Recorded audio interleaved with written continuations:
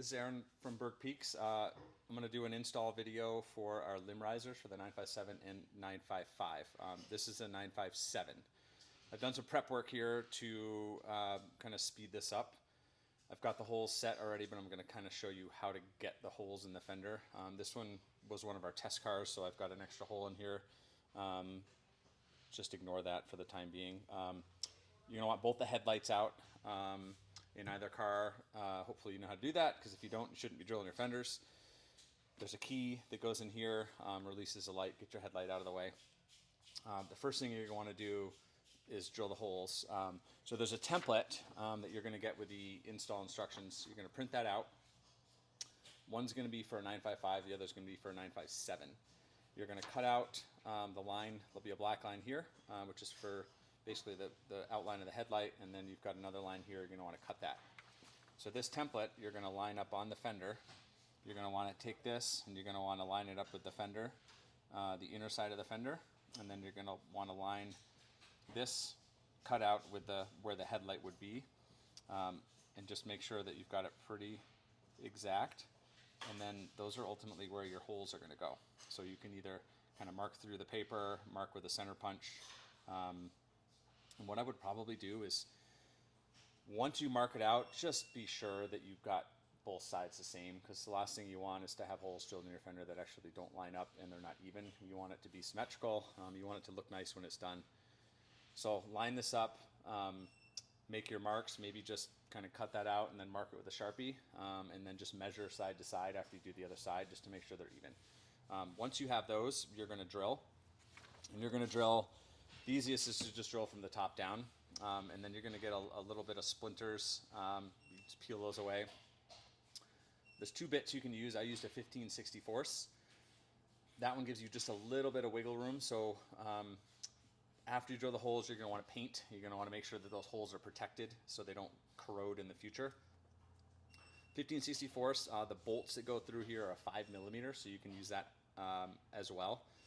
So once you drill your holes and you get it painted on the bottom, make sure the paint gets in here so that it's protected if anything should happen to get in there in the future. We sent you a gasket. Should have enough to do a couple sets in case you mess up. This kind of needs to be exact. You want to make sure that you have this very nicely cut out, because this is going to be one of the finished products that you see. So you're going to cut out around your riser, and then you're going to place it over your holes. The hole that's actually closer to the front is going to be towards the front, and then you're going to lay this in place. And this is basically going to protect the paint. It's also going to make sure that we don't get anything underneath. And we're going to be able to secure this quite tight to make sure that this gasket seats. And we went with a fairly thick gasket on this so that you can give it a little bit of torque and make sure that it seats nicely. These are curved, so they are contoured to fit the fender, and as well as the bottom piece. When it fits underneath, this is actually shaped for the fender.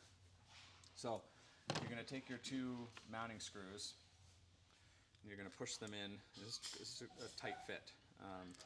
You're going to put them in, and then you're going to fit this through with your gasket being underneath, and that's going to fit nicely like that. The bottom mount is, we've got some inserts pressed in, and what you're going to do is you're going to put this on the bottom side, and the curve is going to face up. That is actually going to fit the contour of the fender. So the hole that's a little bit closer to the front, you're going to want towards the front, and then you're going to hold it underneath, and you're going to start to secure it down, and make sure that the knurled pieces are actually on the bottom, and the curve is facing up. And you're going to start to secure this down. So get one started, and get the second one started. I'm just going to kind of walk these back and forth a little bit just to make sure I'm kind of going in even. And this is a 5mm Allen on this, 4mm, sorry, but it's a 5mm hole. So I'm just going to make sure this gasket stays nice. Just kind of, and you can set the gasket up how you want. I have it just barely protruding on the edges,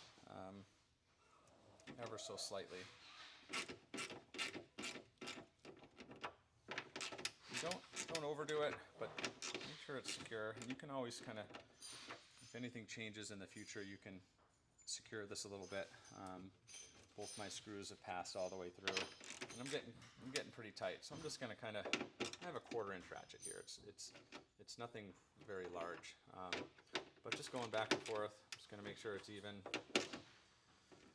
So once this is on there, our mount is set. You can put your headlight back in. We're going to take our cable, and this cable is going to be a preset length, unless you tell us otherwise. You're going to take this D-ring here, you're going to pass it through, and I always take the bottom piece of the cable and face it down, and then you can put this on either side you want. You're just going to secure this like this. And just be careful as you're doing this, you're not setting anything on the paint that's going to scratch it. Once we have this, you're basically done. We'll go up, let's set this up. We're going to bring our cable up here. We set this up so that you can open the hood. It's very close. It's probably going to just touch the edge of the hood, but this cable is coated. This is one of the reasons why we had to design it this way. It would have been nice to have them down there, but ultimately you couldn't open the hood. You would have to disconnect them. So what we're going to do here is we're going to take this adjuster here, and I'm going to pull the pin out of this.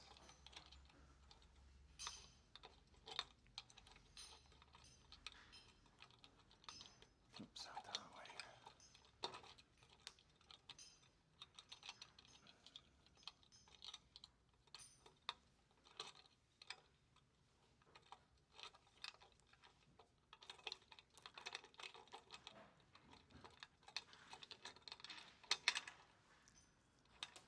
Oops. All right. So then I'm gonna have to lengthen this a little bit. So I'm gonna take this. So there's a couple ways you can lengthen this. We set this up typically to mount somewhere kind of in the middle of this rack. This rack is back a little bit right now. It's actually not even fully secured. And this is we designed these to work with the Sherpa rack, but you can use them with anything. So once we get to here, I'm going to put this again kind of like out of the way. So I'm actually going to point it towards the inside. I'm going to put my pin in. I'm going to grab the clip I dropped. Well, I'll find that clip later. But you're going to put your clip in, and then you're going to start to tighten this. And we did engineer this to have a breaking point. So we did a lot of testing with the different materials on this end, and we found a spot that we were happy with, where if something large hits this will actually pull through the top of the mountain here. It takes quite a bit of force, so you can tighten this pretty decently. You don't want it like a guitar string. You don't want to hear a note coming from it, but you want it tight. You're going to want it so that if a branch hits it, it's not going to flex. And since this rack is not tight, I'm not going to go super crazy tight with it, but ultimately you're just going to kind of tighten it down so that you get a pretty reasonable tension out of it. You don't want it to flap in the wind when you're driving down the road. So I'm going to tighten this even a little bit more so that when a branch hits it, it's going to kind of follow up. It's going to go along here, it's going to go over the roof, and it's not going to hurt the car. It takes a little bit. This is one of your most important parts, is just making sure that you're drilling once. Because if you end up drilling a hole and you don't get it right, and then you have to put it somewhere else, you're not going to be happy with the way that they fit. It does fit very nicely, and it's just barely touching the side of the hood when the hood is fully up. When you close the hood, it comes out of the way. And we did that on purpose so that you don't have to do anything when you have to open your hood. Because let's face it, it's a Porsche. You're going to have to open the hood often. So this should be it. Make sure that you have the right template. They will be labeled 957, 955. If you have the wrong template and you try to line it up, you're going to find out very quickly that something's not right.